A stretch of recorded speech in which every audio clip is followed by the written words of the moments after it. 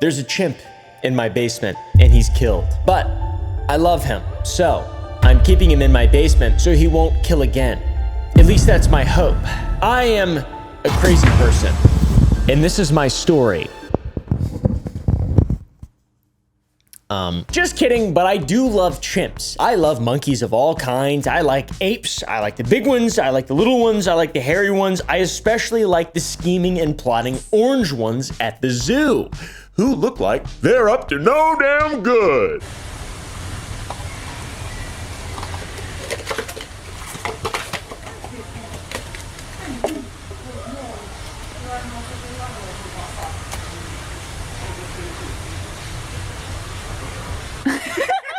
Today we're talking about a crazy television show, a docu-series, whatever the you want to call it. I'm not sure. You can pretty much call it whatever you want. It's the Tiger King of chimps, the Tiger King of monkeys, whatever. It doesn't matter. It is absolutely crazy, and it is called Chimp Crazy. There is nothing like holding, loving, being around a chimp, especially Tonka. And I'll do anything to protect that primate. Anything. This is Tanya Haddix, the woman at the center of an animal rights firestorm. She's either a hero or villain, depending on who you ask. Depending on who you ask, If you ask me, I'm a mugwump, so I don't really say any sort of concise thing. I just fence it. So like me, she's got positives and negatives and stuff, etc. What do you think? Tonka and I just found each other. It was meant to be. It was just natural. And Tonka loved me as much as I love Tonka.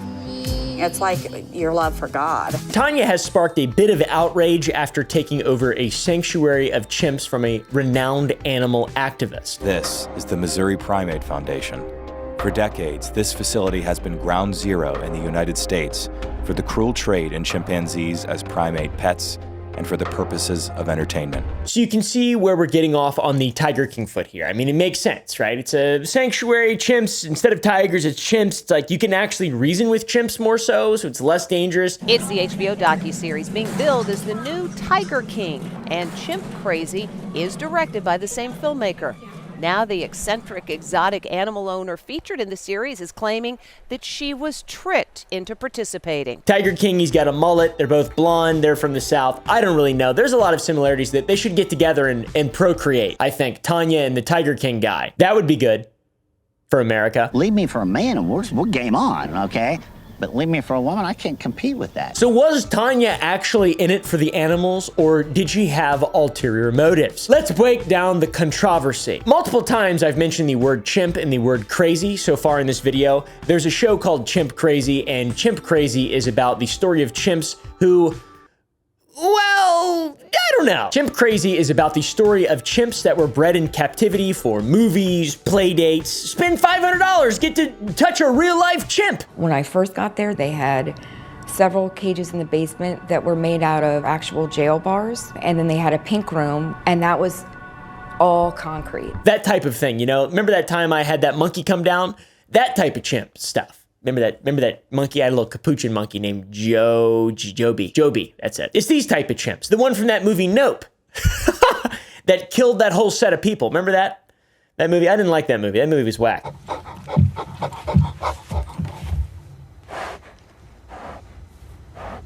The story of Chimp Crazy also follows Tanya Haddix. She is the main character, the Dolly Parton of chimps, which that's high praise. I don't know if she's calling herself that. I haven't seen anybody actually call her that. It seems like that's sort of her own sort of, I'm the Kid Rock of YouTube. All right, I'm the Kid Rock of YouTube. I'm the John Holmes of TikTok. I'm the Peter North of X. This Tanya character takes care of a bunch of chimps on a property that was originally owned by Connie Casey. Connie Casey of the Missouri Primate Foundation is a legend in primatology. I had my first chimp in 1972. I was like 23 years old, and we got a second chimp about a year and a half later. Connie would breed and house the chimps in this location for entertainment, for the movie industry, and even sometimes for private owners. It wasn't even originally an established location. She just used to have all of these animals in her home, which is crazy. These chimpanzees were once known locally for their chimp birthday parties, greeting cards, and television commercials. It's Connie Casey's property. Casey's raised chimps since they were babies. The chimps we saw have access to both outdoor and indoor cages through a series of tunnels. Casey did not come out for the tour. Beneath her home was a pet shop with all these animals she had collected over the years and eventually housing the chimps in 1972. Oh, gosh. Chimps, the gibbons, the macaques, capuchins. I've had a baboon, mandrill, dogs, cats, zebra. Zebra. Yeah. Pony, I think I saw pony. There's some miniature horses and goats. She had chimps under the floorboards in her house. In the past, she had bought and sold chimps like a dealer of cheap tricks, breeding them to make profit. That's up and really evil. I'm so big on chimps, dude. I don't think you should be breeding them for profit. What? Unless you're selling them to me. Give me a chimpy. Give me a chimpy. I want a chimpy. Rip my face off. Make me eat my own dick. Each baby chimp was sold from at least $40,000 to around $65,000. So it's no cheap purchase. These things are the cost of an actual child. That's about the adoption fee, I think, for getting a real life baby human. Way easier to get a chimp though. Let's be real. You don't have to round off your tables and stuff. You have to just prepare to have your face ripped off and your cock removed from your body and stuffed in your mouth. Things took a bit of a turn for Connie when her husband's nose was bitten off by a crazed chimp, which did serious damage to her reputation, and she then changed her thing to the Missouri Primate Foundation, which took in adult chimps after they had nowhere to go, aka they were sold as pets or babies, and then put in show business. And then when they were all used up, or when they started ripping people's faces off and pulling cocks and stuffing them down gullets, they would go there to Missouri. Not much in Missouri, gonna be honest, but that's one of these staples. If you're ever in Missouri, you should seriously consider going up and getting your cock pulled off by a chimp. I've done it, it's pretty fun. I'm like a Ken doll. Apparently, chimps are only safe until they're about 5 years old, and after that, they go from being innocent little children to wild beasts. You know what I'm saying? It's 'cause they are!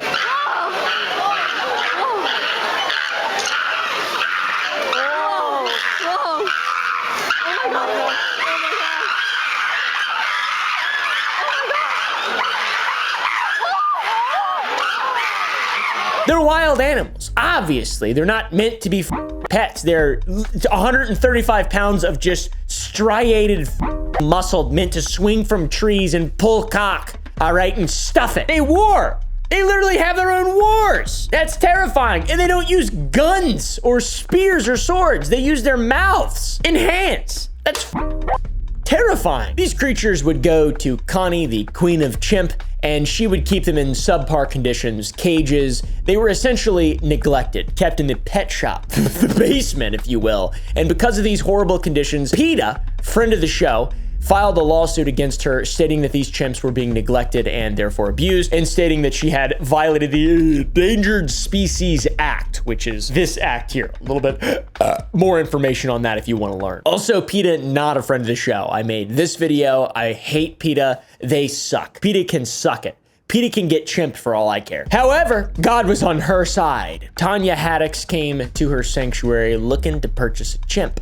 The grand idea came up for her to take this mantle, the mantle of humanity, the mantle of the queen of chimps. And this slightly disrupted and disturbed the PETA lawsuit. Only temporarily though, because we would eventually learn in the show that she'd be ordered to give up the chimps after losing the lawsuit and having all those little hairy guys transferred to another sanctuary. The conditions, by the way, were actually awful. There were chimps living in small cages with dirty conditions, and the food that they were receiving was subpar as well. It wasn't even monkey chow, all right? I've been sustaining myself off purely monkey chow for the last 3.5 months. In a scene in the show, before the chimps are taken away, they're seen being fed McDonald's meals as if it were their final meal on death row.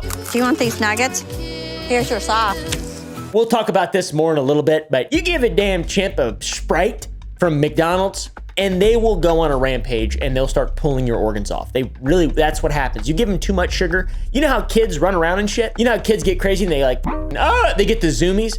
Imagine if a chimp gets the zoomies. Don't imagine that. They'll pull something off you, bud, and then they'll make you eat it. So PETA takes the chimps, obviously, but the conditions the primates are in are not worth enough to warrant her winning the lawsuit. PETA seized the chimps with U.S. Marshal oversight. So she loses the lawsuit, and PETA takes the damn chimps. So it's bad news all around for Tanya, the crazy chimp lady. She's obviously devastated that she's losing her family of chimpanzees, and you kind of feel bad for her a little bit, but also happy because the apes are now probably in a better place, which is crazy to say that they're going with PETA. They're probably gonna go get turned into burger or something, which is better than living in a small cage and eating McDonald's. Maybe it's not though, I don't know. In spite of all my rage, I'm still just a rat in a cage. Yeah, I mean, this is pretty sad. The chimps at the first place were not having a good time. They were like, he's pushing a barrel for entertainment. That's really sad. And he's a cute old guy, just little, you know, give him a scratching on his old head, on his old chimp head. Little buddy, little chimpy man, give me a kiss, Mr. Chimp. Just kidding, don't rip me. Don't start tearing. Tanya, very upset. She's devastated by the news. She truly loves her chimps like her own children, or at least that's what she'll make you think. There's a quote in the show where she literally says, "I love them more than my own children." Imagine your mom being Tanya Haddix and you got this whole life and stuff, and then mommy goes crazy, buys a bunch of chimps, or inherits the mantle of chimp responsibility, and then you hear her saying shit like that. Oh my God. That's a great relationship with your parents. The point we're trying to get across here is that this woman will do anything for her chimps, like actually anything. She'd do anything. I would give anything that I had possession-wise up for that child. I would give my life for him. She loves them more than her own flesh and blood. Think of what people have done for their own flesh and blood, and then multiply that by a factor of 5. And then you have Tanya and her love for chimp, and how big of a buff she gets. In episode 3 of Chimp Crazy, we learned that her son, Justin Range, actually knows she loves the chimps more than her own children because he feels resentment for the apes. She literally gave her monkeys more attention than him, which is just, I mean, that's like awesome. That's awesome. The apes that were taken away were Candy, Konnor, Carrie, Michaela, Chloe, and Tammy. Candy is the breeding partner of a chimp called Tonka. That's important to know. Konnor was a model for Hallmark greeting cards and also Candy's brother. Carrie was Tonka's son, Michaela was Tonka's daughter, and Chloe was Tonka and Candy's daughter. Then Tammy was another breeding partner of Tonka. We've been mentioning the name Tonka a lot, but we didn't say that PETA took Tonka. Tonka didn't get taken immediately because later in the show, we learned that she actually snuck him out and he was living in a cage in her basement, and she snuck him into a Holiday Inn bathroom before she was able to get him to her basement to hide him from authorities trying to transfer him to the new sanctuary. The marshals, dude. What the f? That's crazy. She has you're hiding a chimp in your floorboards. She's hiding a chimp named Tonka, which is a native word for buffalo, I think. Tonka. With all the drama and the cages, the conditions in which the animals are living in, it makes sense with the Tiger King comparisons. I've got to say, I really do. So at a certain point, only the filmmakers knew that Tonka was alive. The courts didn't know, PETA didn't know, nobody knew, just the filmmakers. And they debated as to what they should do with that information. On one hand, they could tell PETA and the courts, and they could have Tonka turned into beef stew or something along those lines, or potentially rehomed in a better spot. But on the other hand, if they shut the whole thing down, then they'd lose out on the rehoming of chimps from even worse, more abusive places. Dude, why do people want chimps? I get it. Like I'd say I want a chimp all the time. I'm lying. I'm joking. I don't want a damn chimp. I barely want my 2 stupid dogs. Just kidding, I love them. I wish they were chimps, I don't actually. Tonka's like a refugee from some kind of PETA-induced war. And PETA was throwing everything they could around trying to find Tonka. They even put a bounty up of $20,000 for anyone who could find any information on Tonka. She had people coming into her driveway, harassing her online, and even more. She felt trapped and had no idea what to do. And that makes sense because hiding an ape in your basement is difficult. Eventually, Tanya realizes her situation is closing in. The walls are closing around her. The walls are closing around her. The water in the basement is starting to rise. How high is the water, Tonka? Frankie! She must be feeling off. She didn't explode and bark at me. There's even talks about her putting Tonka down in order to either hide him even further or just putting him out of his misery. I'm not exactly sure. She does state that Tonka is not well and might have to be put down because his health is declining because he's getting older. They eventually agreed to give up information, realizing that Tonka could be in danger and that they don't want him to be put down because of this woman's crazed mental state, hiding chimp refugees in her basement like a lunatic. The director of the documentary is Eric Good, the same director as the Tiger King documentary, whatever the you want to call it. Chimp Crazy, Tiger King, there's a lot of crossovers here. The filmmaking team approached Jared Goodman, the guy on PETA's side, and they have a phone call showing Tanya acknowledging Tonka is still alive and that she might put him down for his declining health. By episode 4, things take a quick and dark turn. The cops and more are outside waiting for her to cooperate. She's got a weapon. She's got a weapon and she's charging up her chimp. She's feeding him sugar by the spoonful. They're gonna go out of laughs. This is Chimp Ridge. This is Chimpy Ridge here, guys. This is the siege of Chimpo. Dadgum government, you'll never get my chimps. I'm gonna go down in a blaze of glory. Dadgummit. Oh, Frankie, I love you. You've been good right now. But anyways, the authorities can't really do anything, but she's still freaking out, and she doesn't know exactly who is responsible, but she says that there's gonna be hell to pay, all right? They then get one of the men she trusts hooked up with a wire, Soprano style, and a camera on his chest.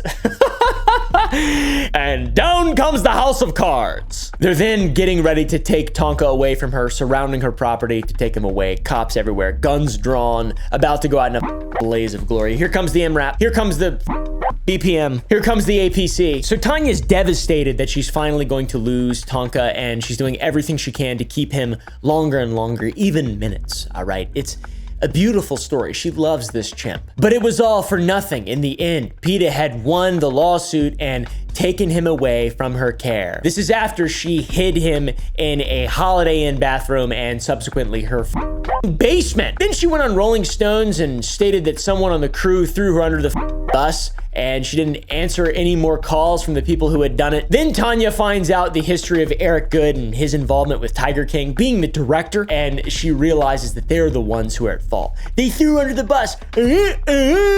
Oh my God, manipulative production, shitty daytime television. This is like a daytime television documentary. It's good, it's interesting, but it's like very predictable and very much, the best part is that she hid a chimp in her basement. But that's not all though. That's not all. It gets way worse. This chimp she's got down there, Tonka dude, crazy. Remember how Tanya was like, we should put Tonka down and stuff because he's dying and he's declining heavily and he's getting old and I'm gonna put him out of his misery, and if I can't have him, nobody can. Or whatever they took Tonka, did tests on him and found out that he was just overweight and there was no reason to ever put him down. So she had lied, and she was telling the film crew and other people that Tonka had a large heart and suffered a stroke and blah, blah, blah. But in reality, she was feeding him McDonald's the whole time. She was making this guy fat as shit. She was feeding him the Trump diet, dude. Coca-Cola, Big Macs, and diet pills. So at this point in the documentary, Tanya's looking pretty crazy and pretty bad. The odds are against her for sure. Finally, she gets on the phone with the filmmaking team and they apologize to her, and she states that she isn't the one hurt by this, but they did hurt Tonka. And she states that if the documentary is going to happen, she wants them to include her side of the story. And with her confirmation, they head back to Missouri to meet her again after betraying her. What great television. I refuse to believe that this was not planned out in some way. It's all just too good. They ask her if she'd be willing to meet Eric, but little does she know, he's 20 feet away from her without her knowledge. She agrees and he comes in, they shake hands, and then they start making sweet, sweet love. Just kidding, they start talking. All right. Tanya wants Tonka back. Bad. She wants Tonka back. Bad. Give me my monkey back. Ah! At the very least, Tanya wants to visit her son. She is still living in sadness and wishing that Tonka was still home. She's like SpongeBob in that episode where Gary runs away. Tonka, now I know I was wrong. I messed up and now you're gone.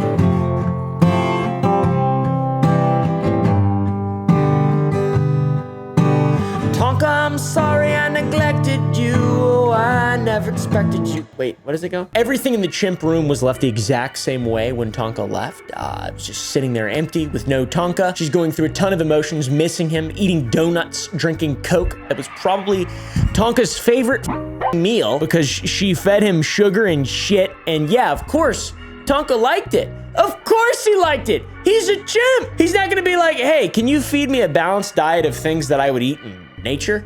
Or else I'll go crazy and rip your face off. By the way, that happens, dude. It happens. It happens. It's real. It's a real thing. Eric does feel bad, but I definitely believe he acted in the best interests of Tonka, thinking she was genuinely going to put him down, and he was just fat. He was just a chubby little guy. So they meet up with Tanya again, and she says that she broke her foot. Interesting fact for later. And while all that's happening, she finds out that she owes PETA over $240,000 in lawyer fees, etc., because she lost her lawsuit, and she can't afford to do that because she has a zoo of animals that she has to take care of, and she's consistently getting debt collectors calling her because it's not a very profitable business. Maybe get out of the line of business of taking animals and putting them in your basement and running away with them. Go do something else. How about that, crazy woman? Leave that to me, all right? That's my new job. My job in a communist utopia. I'm not gonna pull the emperor's wiener. I'm gonna help chimps to pull the emperor's wiener off and put it in his mouth. That's my job. I'm not gonna work in the coal mines or make garments or whatever. Like, what's the cool shit underwater basket weaving people want to do in communist regimes? I'm not exactly sure. It's not real. None of it's real. Chimps aren't even real, dude. It's just me and you. And you need to go to sour.gg, use code CHIMP and Chimp Crazy. All right. Each one will do something different. I'll let you go to the site and figure out what to do. One of them is really cool, but you have to buy a certain amount of bags to be able to figure it out. We release a new bag of candy every single week. This week is Pitch Black. They are strips. They're delicious. It is based on Pitch Black Mountain Dew. Don't tell Mountain Dew that. They're going to sue me and send me a cease and desist.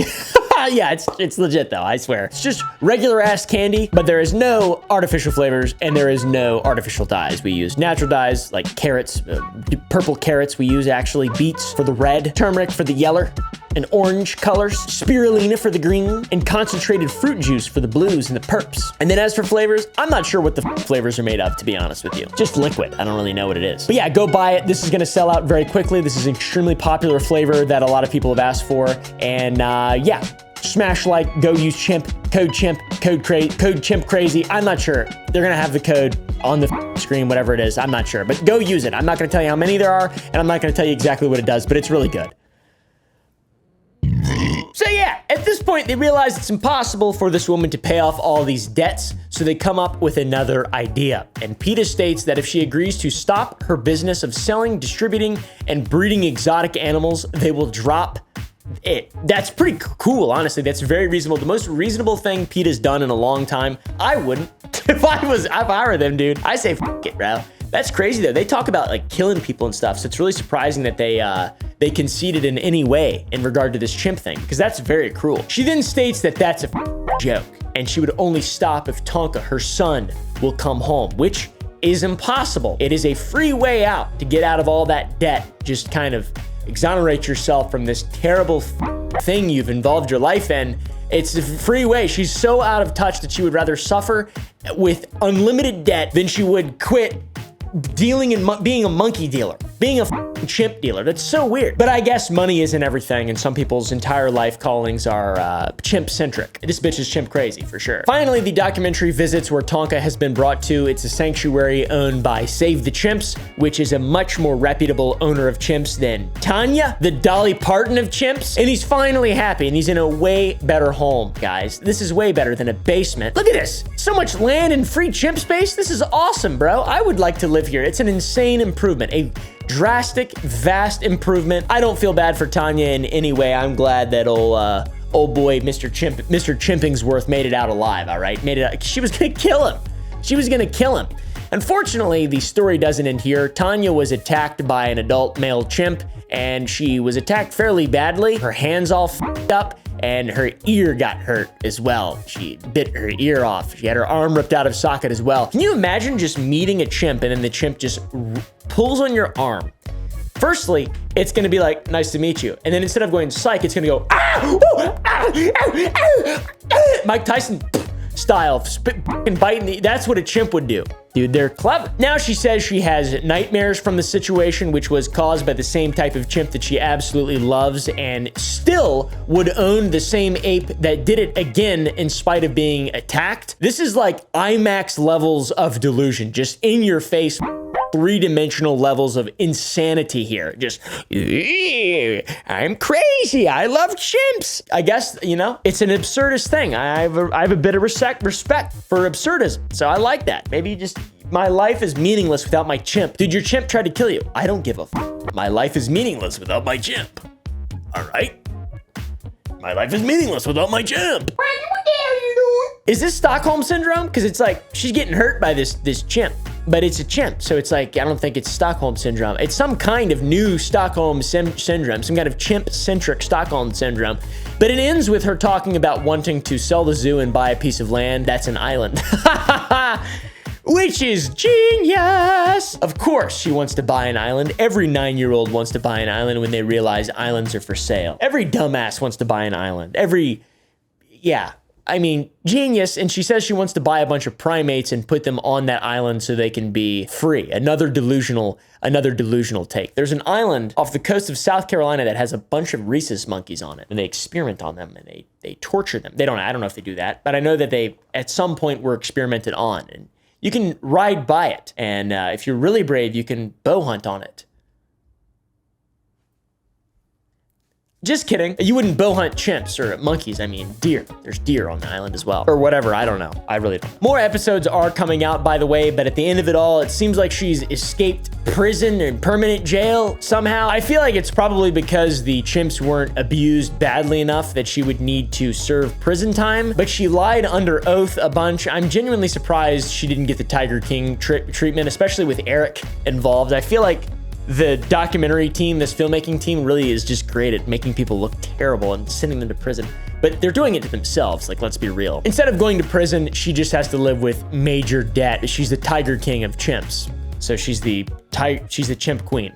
That's Tiger King, but just with what we're working with currently. I've been talking about a lot of body parts getting ripped off. Chimps are very, very dangerous. Chimps are extremely dangerous. And that's one of the reasons we wanted to make this video about this cool little chimp crazy documentary. A, because it's interesting, it's a crazy story, and we talk about a lot of wild, insane people. And it ends with her getting literally attacked. Chimps are so dangerous, though. I don't get people who want to have one as a pet. It's cruel. Also, it's like you have a crazy little crackhead that can't be reasoned with, that wants to live free and swing from trees and war in tribes. Travis, a chimpanzee who had appeared in TV commercials and shows, had become known around this Connecticut neighborhood as a constant companion of a lonely widow. But on Monday, his owner saw an ugly, unfamiliar side of him. With almost zero effort, anyone can learn that it is a terrible idea to own a chimp. They might be fun and cute for a little while, but as they get older, they become powerful and brilliant and dangerous. And they start playing mind games like that. You know, pulls arm off, bites finger, chews on ear. Not only are chimps incredibly strong, but they are unpredictable, entirely unpredictable. ProjectChimps.org is a chimpanzee sanctuary in Georgia, and it has a lot of great information about chimpanzees. They say that chimps should never be pets because of their strength, unpredictability, and the fact that humans cannot meet their complex social and emotional needs because they don't speak English. And that's all we can do. Dude, I miss social cues on humans. You think I'm gonna be able to sit across from the chimp who's like reading me up and down, trying to think whether or not I'm gonna be on his side of the great war, the great approaching war or not? He's like, and I'm just like, hi there, funny monkey. Would you like a banana? And he's thinking of his past ancestors just, yeah, so chimps got very complex needs, and one of the reasons that the facility that was operated by Connie and then Tanya was criticized initially was because of the conditions that the chimps were living in. They were less than ideal. And as a result of this, Tanya and Connie had their social needs and emotional needs met because they had their like, I love them more than my children and son. But the chimps didn't. They didn't. They loved them more than their kids, and they mistreated them massively. And even if you did meet their social needs, there would be mood swings to deal with, which when you're dealing with a creature that is 2 or 3 times stronger than you and has the emotional processing power of a toddler, it could spell disaster, let's just say. By the way, the sheer level of raw strength that chimps hold cannot be overstated. If they want to get to you and kill you, they absolutely will. There's no overpowering a chimp. There's no fist fighting. There's that guy who used jujitsu to kill a young mountain lion or something like that. It was like 90 pounds or some shit. You can't do that with a chimp. You just can't. They'll pull you. They'll pull you and they'll bite you, and they're crazy, and they'll go, ah, ah. It's crazy. The strength of their limbs is impressive, and their jaw power is even more impressive. The bite force of a chimpanzee is roughly 1,300 PSI. That compared with a human being's 162 PSI. The chimp bite force exceeds that of a grizzly bear and a tiger. How? How does that even make sense? Why do they need all that biting strength? I've been making a lot of jokes about chimps biting shit, pulling stuff off. There are a lot of examples in the real world of people interacting with chimps and that going terribly wrong. In the second episode of Chimp Crazy, they cover the horrifying story of the chimpanzee Travis, who became notorious for an utterly avoidable attack in 2009. The story is also detailed quite well in a bunch of different YouTube videos on different channels. The channels like Fascinating Horror, Sid Dwyer, Barstool, etc. Travis was a chimp who made headlines for his attack on a woman by the name of Charla Nash. Travis was owned by Sandra Harold, who raised Travis like her son. Crazy! Charla had been around Travis for years since he was friends with Sandra. Travis had been loved by the community that Sandra lived in, but following an incident in 2004 where he escaped their car and caused a bit of a public scene, he was restricted to the house. In October 2003, for example, Travis was riding in the Heralds' car when he was hit by an object thrown by a passing pedestrian. The chimp let himself out of the car and chased the offending individual, who fled the scene. A sensible move when confronted with a 200-pound angry chimp. The police were called, and a slapstick chase ensued wherein they would tempt Travis back into the car with cookies, ice cream, and macadamia nuts, only for Travis to immediately let himself out again once it had a snack. Travis, as a result of this, became depressed, and after 5 years of being restricted to the house, in 2009, he snapped. Travis had known Charla forever, and Charla came to the house to try and help Sandra get Travis back in the house after he'd gotten out and had brought a Elmo toy to try and coax him back indoors. Everybody knows that a young chimp loves Elmo. Travis saw this as her having something of his and attacked her and brutalized her horrifically. Sandra called the police in a call that was recorded saying that Travis had ripped her face off and was eating her, and she believed that Travis had also killed her. It's a terrifying phone call. The whole situation is ridiculous, and the reality of her injuries would leave many who would sustain them wishing that they would have died. She lost her eyes, nose, lips, her mid-face bone, and 9 fingers. And doctors had to remove Travis' teeth and hair from her bones where they were embedded. I mean, they're wild beasts, literally monsters that swing from trees that are adorable and somewhat human-like. During the attack, Sandra tried to intervene and save her friend by hitting Travis with a shovel and even stabbing Travis in the back with a knife, and this had done little to deter the crazed chimp. And when responding officers arrived, he tore the door off one of the cars to get the officer inside, and Travis was eventually shot multiple times, but didn't die immediately. He had so much sugar in his system. He ran back to his cage where he eventually died. It was a miracle that Charla survived her attack, considering the extent of her injuries. It's an absolute travesty. She would eventually receive facial reconstruction surgery, though they could not restore her eyesight. Travis had been purchased for $40,000 from Connie and Mike Casey at the Missouri Primate Foundation, where Chimp Crazy's story had originated. And then on to Connie. She knew how dangerous these chimps could be, with her husband having his nose bitten off by one of the chimps. And by the way, Tanya, this is such a small world of idiots owning these chimps. It's mind-boggling.